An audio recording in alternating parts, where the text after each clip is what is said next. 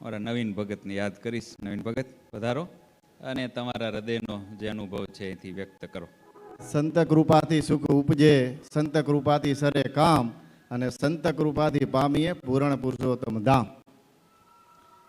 વિશેષ કાંઈ ના કહેતા ભાઈ, આપણે સત્સંગમાં આવ્યા પછી આપણને જે કાંઈ અનુભવ થયા હોય એ કહીએ ને તો બધાને ખબર પડે. કારણ કે અમે જ્યારે નાના હતા, એકદમ નાના, ત્યારે લગભગ અમારે નવાપરામાં મંદિર થઈ ગયું અને અમારા બાપુજી, અમે બાપુજી કહીને બાપાને બધા બાપુજી કહીને બોલાવીએ છીએ, એટલે અમારા નાના છોકરાએ બાપુજી કહેતા થઈ ગયા. તો આવી જ રીતે સત્સંગનો વારસો અમને અમારા બાપુજી થકી મળ્યો. અને જ્યારે અમે નાના હતા ને ત્યારે જ અમારા હાથ આ સંતોના કાંડામાં સોંપી દીધા, એટલે અમે ફેલ ફતુરાઈ અને ફેશનમાંથી બચી ગયા. આ સત્સંગમાં એક વહાલા ભક્તો આનાથી બચવું એ બહુ એક મોટી વાત છે. અમે જ્યારે નાના થયા પછી મોટા થયા, મુંબઈ આવ્યા. મુંબઈમાં લગભગ 12 જગ્યાએ નોકરી બદલાવી અને કે સેટિંગ થતું નહોતું. વળી પાછા દેહમાં ગયા, પાણીનું ચાલુ કર્યું, એમાંય સેટિંગ ના થયું. વળી પાછા મુંબઈ આવ્યા, વળી 2-3 વર્ષ નોકરી કરી અને વળી પાછા દેહમાં ગયા અને સ્વદેશીનું ચાલુ કર્યું. ભાઈ સ્વામી કને ગયા, સ્વામી ક્યાં સેટિંગ નથી થતું રહ્યું.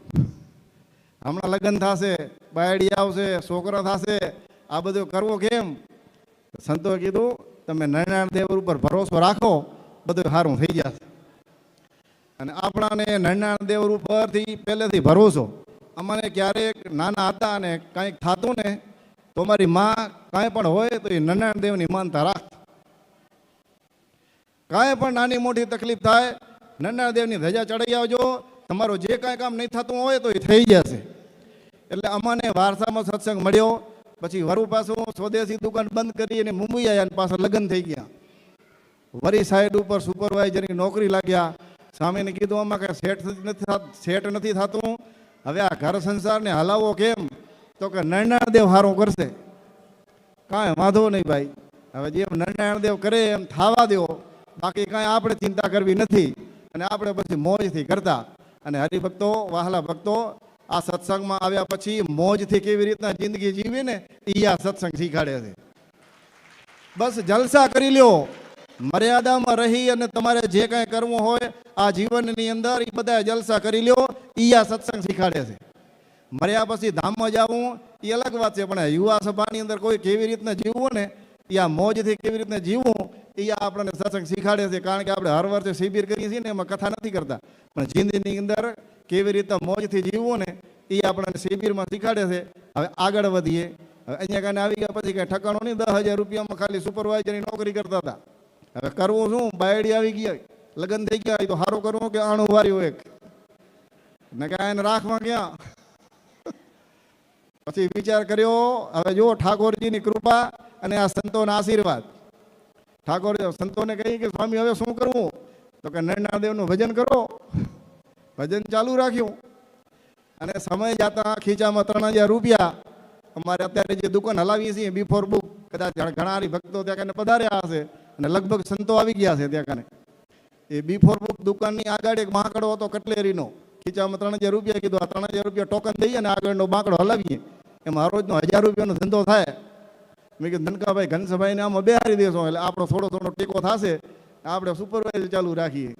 હું ત્યાં કારણે એ બાંકડો લેવા ગયા, એના માલિકને વાત કરી, કીધું આગળનો બાંકડો જોઈએ છે. તો જેણે પૈસા રોકાણ કરી દીધા અમારે દાના મામાએ અને હીરા નરસિંહ હલાવતા હતા, એમાં કાંઈક તકરાર હાલતી હતી રહી. તો મને કે બાંકડો શું આખી દુકાન લઈ લ્યો, ખીચામાં 3,000 રૂપિયા અને 20 લાખનું ઇન્વેસ્ટમેન્ટ. મેં કીધું હાલે 1,100 રૂપિયા ટોકન અને કાલથી જ આપણે બેસી જવું છે. એટલે વાત કરી, એટલે મને બરાબર યાદ છે કે બરાબર કારતક સુદ એકાદશીનો દિવસ હતો. અમે રાતના 8 વાગે વાત કરી, એ કે તમારે કાલથી બેસી જાઓ બેસી જાઓ. મેં કીધું રાતે જ સ્ટોક લ્યો. અને બરાબર અમે વાહલે દિવસથી એ દુકાન આખી ખીચામાં કાંઈ રૂપિયો નહીં.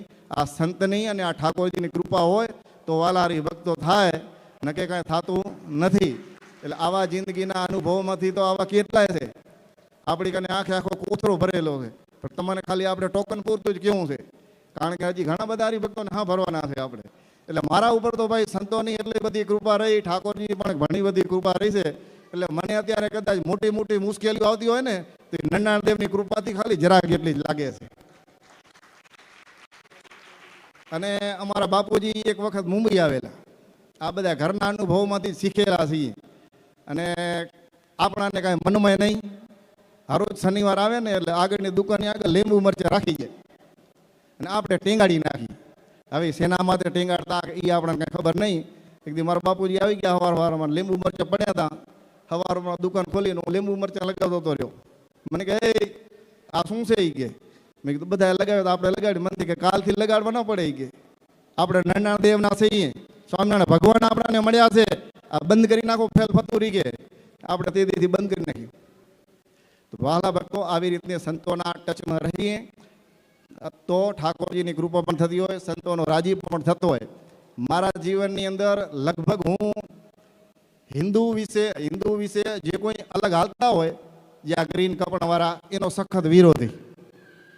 આપણે એનાથી સખત વિરોધમાં લેવા. આપણે મારા જીવનની અંદર 3 મુસલમાન આવ્યા. આપણે પાસે એના ખાસ વિરોધી જે છે એ ખુલ્લું જ કહી દો. પણ એ 3 હરિભક્તો, એક વેલ્ડિંગ વાળો છે જાવેદ કરીને, જ્યારે પણ મળે ને તો મને પ્રેમથી કે ભગત જય સ્વામિનારાયણ. એને જય સ્વામિનારાયણ કહેતો કરી નાખ્યો. એક પાનના ગલાવાળો બાજુમાં છે, એ જ છે. એ તો વળી કે જય સ્વામિનારાયણ મહારાજ, મારા માટે જાઓ એટલે તમારા જેવી જાડી કંઠી લઈ આવજો. એક અમારે ફેજલભાઈ હાવ પાડોશીમાં જ હતા, અત્યારે કામોઠા રહેવા એ બાજુ ભાગી ગયા છે.